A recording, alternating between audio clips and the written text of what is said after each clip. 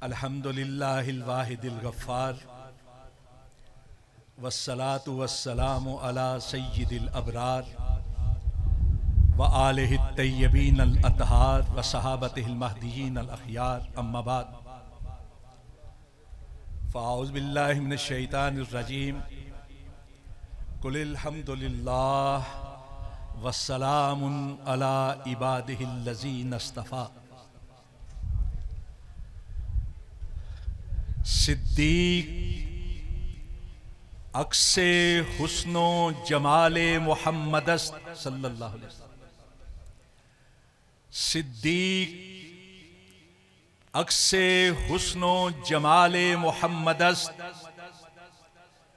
फारूक जिल्ले जाहो जलाले मुहम्मदस्त उस्मान ज़ियाए शम्ए खसाले मुहम्मदस्त हैदर बहारे चमने कमाले मुहम्मदस्त मुआविया फिदाए अहलो अयाले मुहम्मदस्त हसनैन हसनो हुसैन जिगर गोशाओ आले मुहम्मदस्त सल्लल्लाहु अलैहि वसल्लम। हजरात, मेरे लिए ये सआदत के लम्हात हैं कि मैं आज फिर उसी जगह पर उसी अजीम कॉन्फ्रेंस में हाजिर हुआ हूं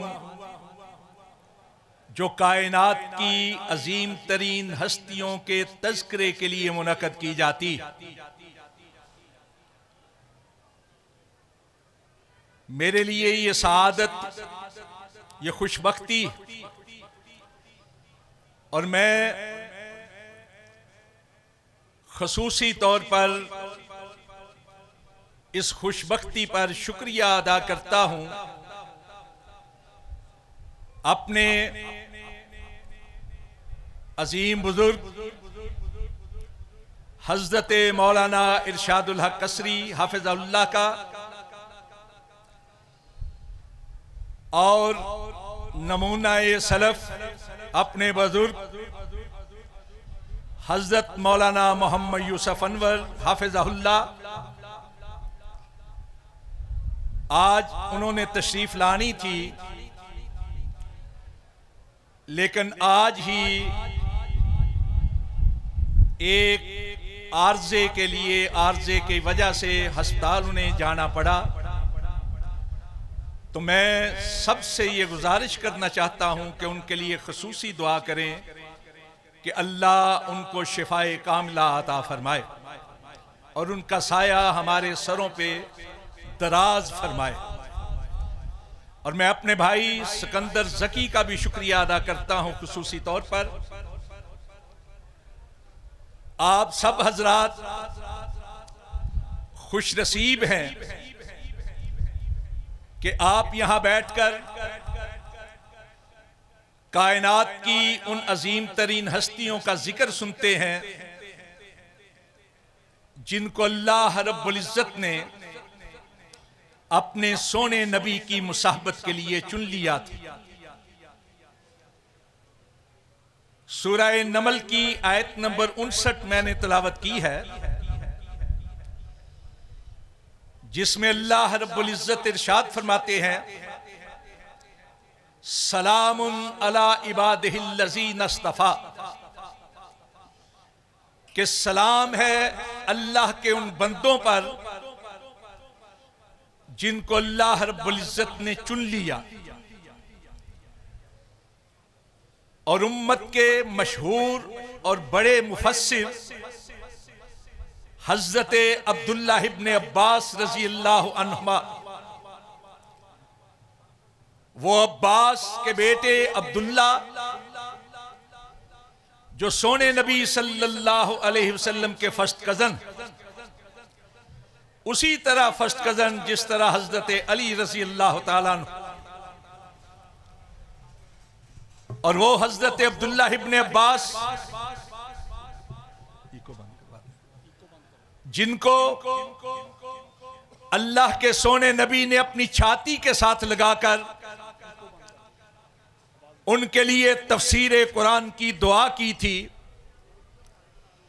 वो कहते हैं कि इससे मुराद सहाबाए किराम रज़वानुल्लाह अलैहिम अजमाइन, जिनको अल्लाह ने अपने रसूल की मुसाहबत के लिए चुन लिया था।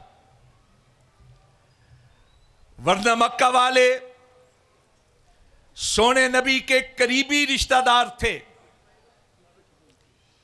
लेकिन हर एक को सहाबी बनना नसीब नहीं हुआ। दूसरी तरफ कोई फारस से आया तो सहाबी बन गया, कोई रूम से चला तो सहाबी बन गया, कोई नजदो यमन से चला तो सहाबी बन गया, किसी के आबाओ अजदाद हबशा से आए और वो सहाबी बन गए। सहाबी वही बने हैं जिनको अल्लाह ने चुना है अपने नबी की मुसाहबत के लिए। हजरात, मौजू पर बात करने से पहले मैं आज के इज्तिमा से फायदा उठाते हुए एक दो नाजुक और हसास बातें आपके गोशगुजार करना चाहता हूं। मुहर्रम का महीना अहरमुल हुरम है। 4 हुर्मत वाले महीनों में सबसे ज्यादा हुर्मत वाला, और हुर्मत का तकाजा यह है कि आदमी इस महीने में एहतराम बांटे, अल्लाह और उसके रसूल के अहकामात पे तामील करके अपने लिए एहतराम हासिल करे। मुहर्रम के महीने की हुर्मत का तकाजा यह है कि आदमी मोहतरम बनने की कोशिश करे, मुजरिम बनने की कोशिश ना करे। मोहतरम वो होता है जो अल्लाह और उसके रसूल के अहकामात की तामील करता है, और जो अल्लाह और उसके रसूल के फरामीन और अहकामात को नजरअंदाज करता है वो अल्लाह और उसके रसूल के हम मुजरिम है। इस्लाम सलामती का दीन है, अमन का दीन, शांति का दीन। अल मुस्लिम मन सलिम अल मुस्लिमून मिन लिसानिही व यदैहि। मुस्लिम वो होता है जिसकी जुबान और हाथ से लोग महफूज रहें, उनको सलामती ही सलामती पहुंचे, मुस्लिम वो होता है। और मोमिन वो होता है जिससे लोग अमन महसूस करें, अमन में रहें। पूरा साल इस्लाम अमन और सलामती का दीन, हर एक के लिए एहतराम की फजा पैदा करनी चाहिए। किसी को दिली और जहनी तकलीफ नहीं पहुंचानी चाहिए, किसी की इज्जत नफ्स पर हरफ नहीं आना चाहिए। ये इस्लाम के आम दिनों के लिए अहकामात। हुर्मत वाले महीनों में तो बिल औला कोशिश करनी चाहिए कि किसी के एहतराम के खिलाफ कोई बात ना की जाए, किसी आम फर्द के लिए भी। चे जाए कि कायनात की वो अजीम तरीन हस्तियां जिनकी फजीलत को अल्लाह ने बयान किया है, रसूलुल्लाह ने बयान किया है, जिनकी शान और मुकाम कुरान और अहादीस के अंदर है, उनके लिए जबान को गंदा करना, हाथों से इशारे करते हुए किनायों के साथ बात करना, यह किस तरह रवा हो सकता है? इस्लाम सुलह का दीन है, खैर का दीन है। बिलखसूस इस वक्त जो हालात हैं पाकिस्तान के, नहायत नाजुक हालात हैं, हसास हालात। पिछले साल 9 और 10 मई पाकिस्तान ने अपनी अजली दुश्मन इंडिया को शिकस्त दो चार किया था। नाकों चने चिपवाए थे, लोहे के चने चिपवाए थे इंडिया को। इंडिया का नाक मट्टी में मिला दिया था, इंडिया का गुरूर मट्टी में मिला दिया था। चंद घंटों के अंदर आप देखिए, रूस को सुपर पावर समझा जाता था, कितना अरसा हो गया यूक्रेन के साथ जंग में, लेकिन यूक्रेन को झुका नहीं सका। फलस्तीन के निहत्ते मुसलमान, इस्राइल पूरी इस्तेमाली ताकतों के आशीर्वाद के साथ उनके ऊपर बमबारी करता रहा, जुल्म और जबर करता रहा, लेकिन निहत्ते फलस्तीनियों को झुका नहीं सका। इंडिया तादाद के लिहाज से भी पाकिस्तान से ज्यादा, अफवाज के लिहाज से भी ज्यादा, हदूद रकबा के लिहाज से भी ज्यादा, और माशी तौर पर भी उसको ताकतवर समझा जाता था। उसको नाज था अपने राफील तैयारों पर,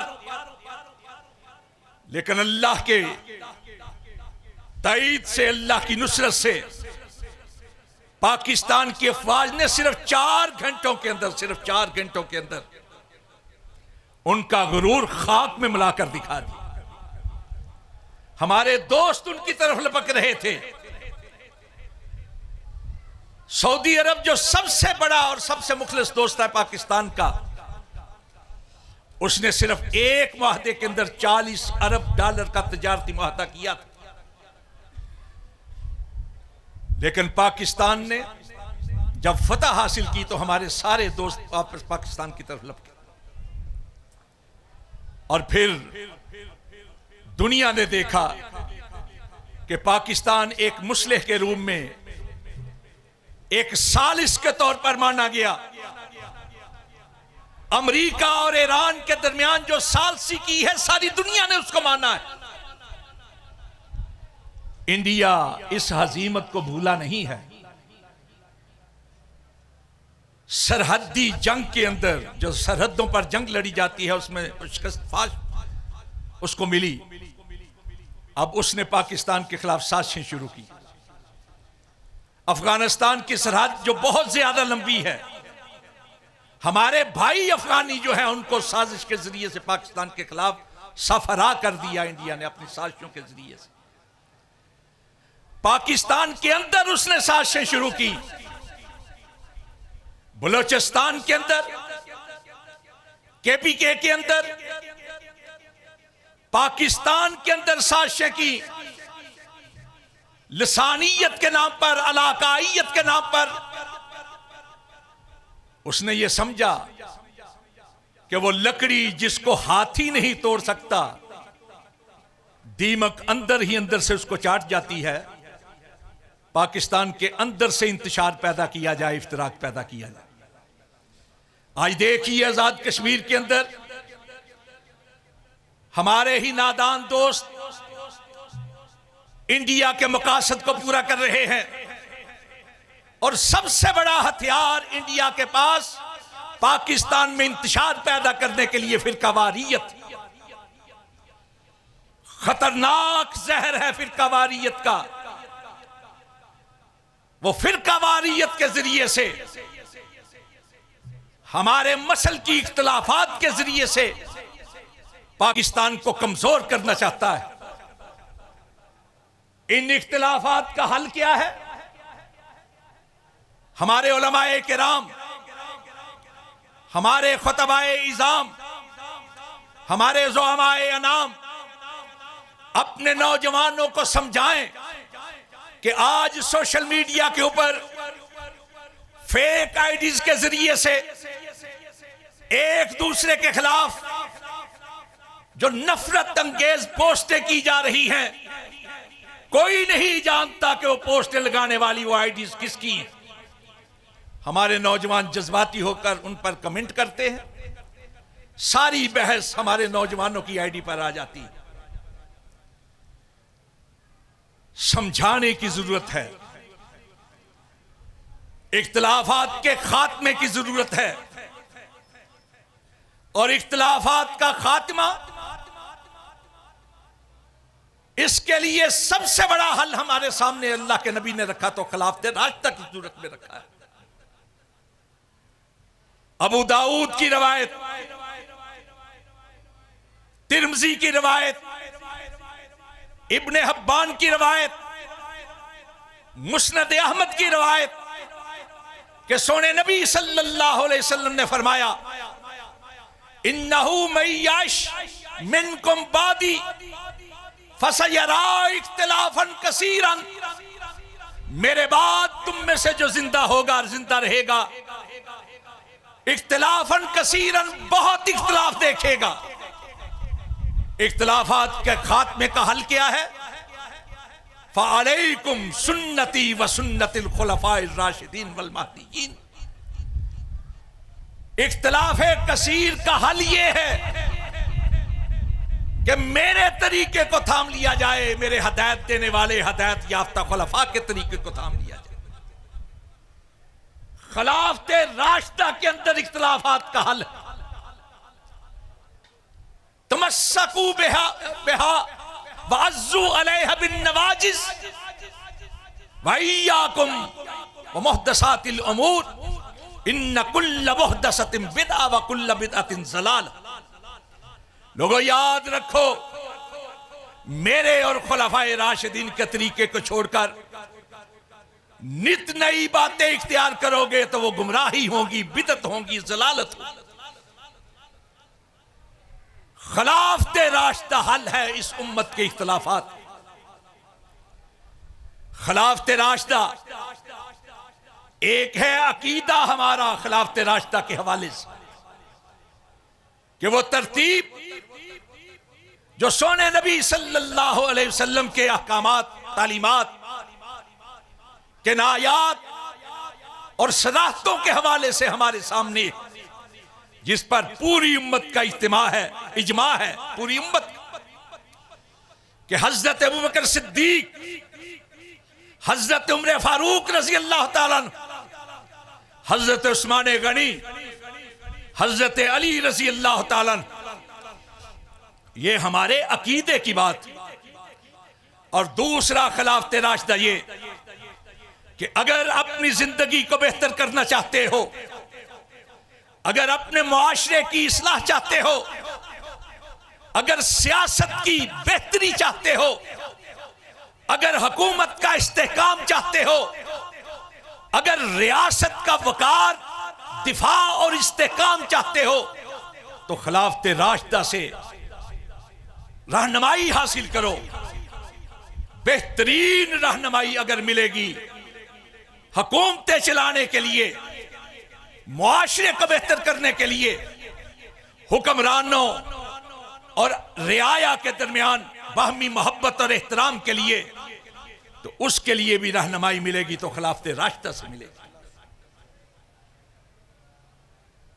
गांधी ने कहा था, जिसको महात्मा गांधी कहते हैं इंडिया वाले, और उस वक्त ये बात कही थी जब बर्रे सगीर एक थे, जब पाकिस्तान और भारत अलग अलग नहीं हुए थे। उसने कहा कि भारत की बेहतरी अगर चाहते हैं और भारत के रहने वालों की बेहतरी अगर चाहते हो, तो फिर हुक्मरान होने चाहिए तो अबू बकर और उमर जैसे होने चाहिए। हजरत अबू बकर सिद्दीक रजी अल्लाह ताला अन्हु ऐसे खलीफा, ऐसे हुक्मरान चश्मे कायनात ने कहां देखे होंगे। वो अल्फाज जो अम्मा खदीजा कुबरा रजी अल्लाह ताला अन्हा ने कहे थे वही की इब्तिदा में, और जिसको इमाम बुखारी ने अपनी जामे के अंदर किताब बदाइल वही के अंदर नकल की है कि अल्लाह के नबी को मुखातिब करके कहा था अम्मा ने, इन्ना का लतासिलुर रहमा व तहमिलुल कल्ला व तक्सिबुल मादूम व तकरिज ज़ैफ व तुईनु अला नवाइबिल हक। यही अल्फाज इब्ने दगना ने हजरत अबू बकर सिद्दीक को मुखातिब करके कहे थे। और यह भी बुखारी की किताबुल वकाला के अंदर आखिरी बाब किताबुल वकालत, बाबो जवारे अबी बकर फी अहदिन नबी सल्लल्लाहु अलैहि वसल्लम। इब्ने दगना ने कहा, अबू बकर कहां का इरादा है? कहा, मक्का वाले मुझे यहां रहने नहीं देते, मैं भी हबशा की तरफ हिजरत करना चाहता हूं। तो इब्ने दगना ने कहा, यही अल्फाज जो हजरत उम्मा खदीजा ने रसूल अकरम के बारे में कहे थे कि आप नादारों के मददगार हैं, रिश्तों के जोड़ने वाले हैं, जिनके पास कुछ नहीं उनके लिए असबाब मुहैया करने वाले हैं, मुश्किलात के अंदर हक की बात करने वाले हैं, मेहमान नवाज हैं। हजरत अबू बकर सिद्दीक रज़ी अल्लाह ताला अन्हु को देखा जाए, आपने खिदमत खलक की अजीम मसाले पेश की। जब अमीर बने, अमीरुल मोमिनीन खलीफतुल मुस्लिमीन, तो एक बच्ची बेसाख्ता रोने लगी, कहने लगी, अब तो आप अमीरुल मोमिनीन बन गए हैं, हमारी बकरी का दूध कौन दोहरा करे? तो कहा, अमीर बना हूं, काम वही करूंगा जो पहले करता रहा हूं। और यही कहा था पहले खुतबे के अंदर कि मुझे अमीर तो बनाया गया है, लेकिन मैं मुत्तबे हूं, मुब्तदे नहीं हूं, मैं वही कुछ करूंगा जो अल्लाह के नबी ने हमको बतलाया है। आज जमहूरियत की बात होती है दुनिया के अंदर। आप जानते हैं इनकलाब फ्रांस के बाद जमहूरियत के जो बुनियादी 5 असूल वज़ा किए गए थे, वो कहां से लिए गए थे? नेपोलियन बोनापार्ट ने कहा कि हमने हुकूमत का इस्तेकाम सीखा है तो उमर फारूक से सीखा है।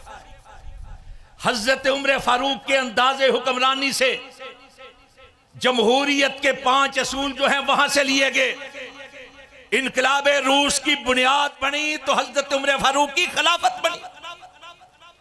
आज भी यूरोप के अंदर रिफाए आमा का जो कानून है, ज़ईफों, नादारों, खवातीन और बच्चों की फलाह के लिए जो काम किया जाता है, जो वजीफे मुकर्रर किए जाते हैं,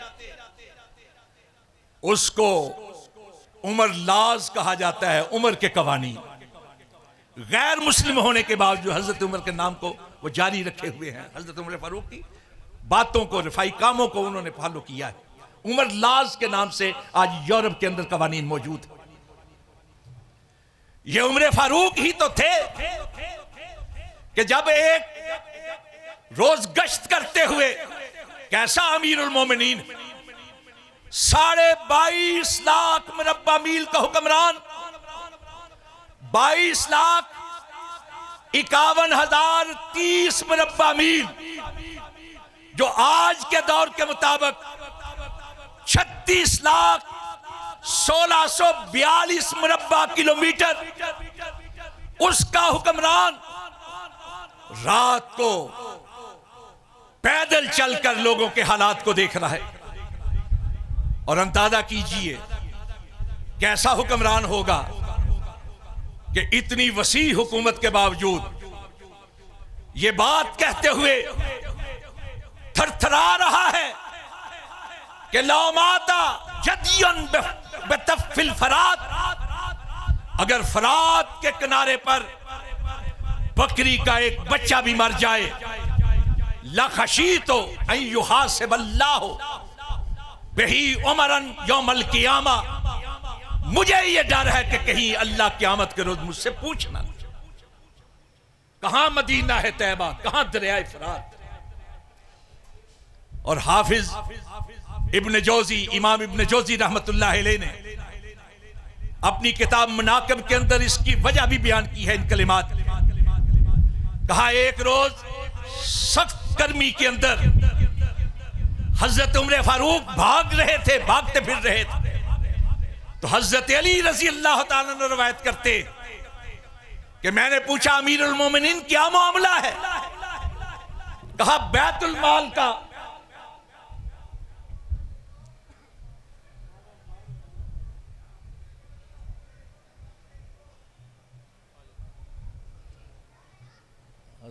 सिर्फ 10 मिनट लगा।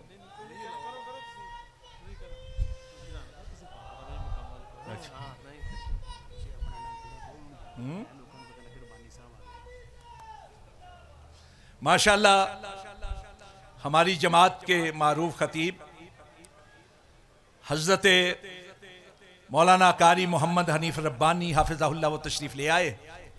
मैं अपनी बात को मजीद मुख्तसर करने की कोशिश करूंगा। हजरत अली रजी अल्लाह ताला ने रवायत करते, इमाम इब्ने जौजी ने किताब मुनाकिब के अंदर लिखा है कि जब देखा हजरत उमर फारूक को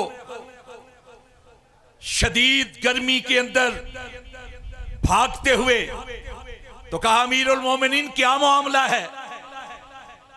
कहा बैतुल माल का एक ऊंट जो है वो गुम हो गया है, मैं उसकी तलाश के लिए भाग रहा हूं, उसको तलाश कर रहा हूं। और एक और रवायत के अंदर इब्ने तबकात इब्ने साद में है कि हजरत उस्मान ने कहा मैं चला जाता हूं। बहरहाल हजरत अली की यह बात सुनी, हजरत अली ने यह बात सुनी तो कहा ए अमीरुल मोमिनीन, आप अपने बाद आने वालों पे रहम करें, आप बड़ी मुश्किल मिसाल बनाकर जा रहे हैं अपने बाद वालों के लिए। तो हजरत उमर फारूक रजी अल्लाह ताला ने कहा या अबुल हसन, या अबुल हसन, वल्लज़ी बासा मुहम्मदन बिन नबुव्वा, उस जात की कसम जिसने मोहम्मद करीम सल्लल्लाहु अलैहि वसल्लम को नबी बनाकर भेजा है, आप ऊंट की बात करते हैं, मैं तो डरता हूं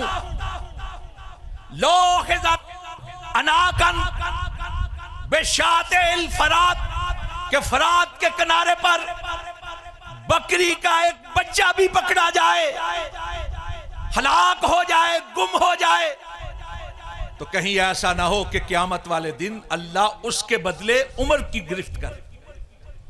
ये है अमीरुल मोमिनीन, 36 लाख 1642 मुरब्बा किलोमीटर के हुक्मरान, आपके खादिम जिनका नाम असलम था और जिनके बेटे जैद बिन असलम मदीना है तैबा के बहुत बड़े फकीह हुए। वो कहते हैं कि एक रोज गश्त करते हुए देखा कि दूर एक जगह पे रोशनी नजर आ रही। अब जब करीब गए तो अंदर से किसी औरत की कराहों की आवाजें आ रही थी, करा रही थी, तकलीफ के अंदर मुब्तला थी। आपने जाकर पूछा, साथ एक मर्द था, पूछा भाई क्या बात? कहा जी मेरी बीवी जो है दर्द ज़े में मुब्तला है, बच्चा जनने के करीब जो तकलीफ होती है उसमें मुब्तला है। तो हजरत उमर फारूक ने कहा क्या तुम्हारे पास कोई खातून नहीं? कहने लगा मैं अजनबी हूं, मुसाफिर हूं। कहां? आपने कहा अच्छा ठहरो, अल्फाज हैं अल बदाया व नहाया, आदा उमरो यो हर वेलो इला बैते ही वकाला ले इमरत ही उम्म कलसूम बिन्त अलीयन, हजरत अली की बेटी उम्म कलसूम जो हजरत उमर फारूक की ज़ौजाए मोहतरमा थी, उनके पास आकर कहने लगे हल्लके फी अजरिन साकहुल्लाहु अलैक, अल्लाह रब्बुल इज्जत ने एक नेकी का काम आपके लिए भेजा है, आप उसको हासिल करना चाहती हैं? वो भी एक अजीम घराने की लखते जिगर थी।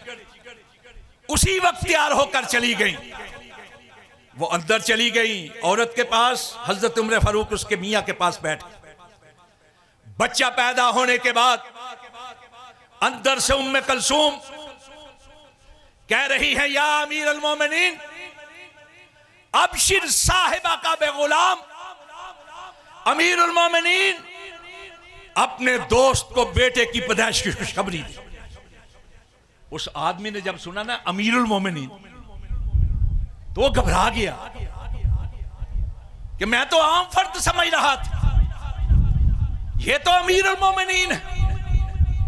हजरत उमर फारूक ने कहा घबराने की जरूरत नहीं, अमीरुल मोमिनीन हूं तो मेरा काम ही यही है, सैयदुल कौम खादिम। और यही उमर फारूक रज़ी अल्लाह ताला अन्हु, जब एक मां को देखा अपने बच्चों को सुलाने के लिए खाली इंडिया के अंदर हिला रही है पत्थरों को, खुद अपने कंधों पे उठाकर सामान खाने का पहुंचाया, और सिर्फ खाने का सामान ही नहीं पहुंचाया बल्कि आग जलाते हुए फूंके मार रहे हैं आग जलाने के लिए। और इमाम इब्ने कसीर ने लिखा, इन्न दुखाना यतखल्ललु फी लहयतिही, धुआं जो है धुआं वो हजरत उमर फारूक की दाढ़ी में से निकल रहा था। ये है हुक्मरानी का अंदाज। कौन हुक्मरान? वो कि जिसकी हैबत का ये आलम था, जिसके रोब दबदबे तंतने और हिशमत का ये आलम था कि कैसर और किसरा ने अपने दरबारों के अंदर उमर का नाम लेने से मना किया था कि उमर का नाम सुनते ही उन पर लर्जा तारी हो जाता था। वो उमर फारूक जिसके बारे में हजरत उम्मुल मोमिनीन ज़ैनब फरमाती है, हम हैरान थे, कुरान उतरता हमारे घर में है लेकिन उतरता उमर की राय के मुताबिक। वो उमर फारूक रज़ी अल्लाह ताला अन्हु जिनके बारे में हजरत इब्ने उमर रज़ी अल्लाह ताला अन्हु, हजरत अनस रज़ी अल्लाह ताला अन्हु, हजरत फजल बिन अब्बास रज़ी अल्लाह अन्हुमा, हजरत अबू हुरैरा रज़ी अल्लाह ताला अन्हु, हजरत अबू ज़र रज़ी अल्लाह ताला अन्हु, इन सब से एक ही अल्फाज के साथ हदीस नकल हुई है कि इन्नल्लाह जाअल हक्का अला लिसान उमर व सदरही, अल्लाह ने हक को उमर की जुबान और दिल पर सादिर कर दिया। वो उमर फारूक रज़ी अल्लाह ताला अन्हु जिनके बारे में रिजाले कशी सफा 20 के ऊपर है, अंतल फारूक अल्लज़ी यंतिकुल मलक अला लिसानिक, उमर आप वो है जिनकी जुबान पर फरिश्ता कलाम करता है।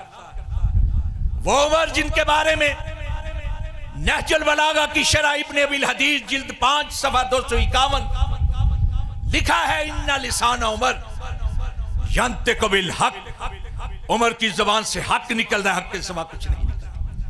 वही बात जो रसूल अकरम सल्लल्लाहु अलैहि वसल्लम ने कही थी, इन्नल्लाह जाअल हक्का अला लिसान उमर व क़ल्बिही। वो उमर जिसको अल्लाह के नबी ने नाम लेकर जिंदगी में 17 मरतबा जन्नत की खुशखबरी दी थी। वो उमर जिनके बारे में कहा कि मैं खातमुन नबीयीन हूं, मेरे बाद अगर कोई नबी होता तो वो उमर होता। लौकाना नबीयुन बादी, लौकाना बादी नबीयुन लकाना उमर, मुख्तलिफ अल्फाज के साथ कि मेरे बाद अगर कोई नबी होता तो कोई और नहीं, उमर। वो उमर फारूक रज़ी अल्लाह ताला हजरत अली रज़ी अल्लाह ताला फरमाते हैं, इन्नल्लाह जाअल सकीनत अला लिसान उमर, अल्लाह ने उमर की जुबान पर सकीनत रख दी थी।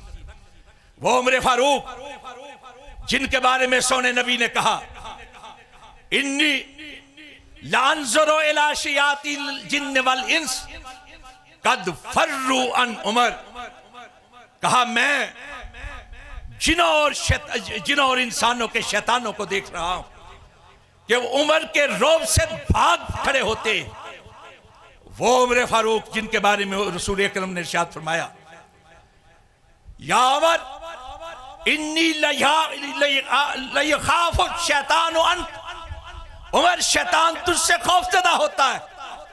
वो उमर जिनके बारे में बुखारी शरीफ के रिवायत रसूल अकरम ने इरशाद फरमाया, अय्युहा इब्न खत्ताब वल्लज़ी नफ्सी बियदिही, उस जात की कसम जिसके हाथ में मेरी जान है, मालकियत शैतानो सालिकन फज्जन कत्तुन इल्ला सलक फज्जन गैर फज्जिक। ए उमर, उस जात की कसम जिसके हाथ में मेरी जान है, शैतान तुझको रास्ते में देख ले तो कन्नी कतरा के किसी और रास्ते से निकल जाता है। वो उमर फारूक रजी अल्लाह ताला अन्हु, जिनके लिए सोने नबी सल्लल्लाहु अलैहि वसल्लम ने बेशुमार फजाइल बयान किए। वक्त कम है, मैं आज की इस अजीम कॉन्फ्रेंस में अपनी हाजिरी ही को अपने लिए सादत समझता हूं।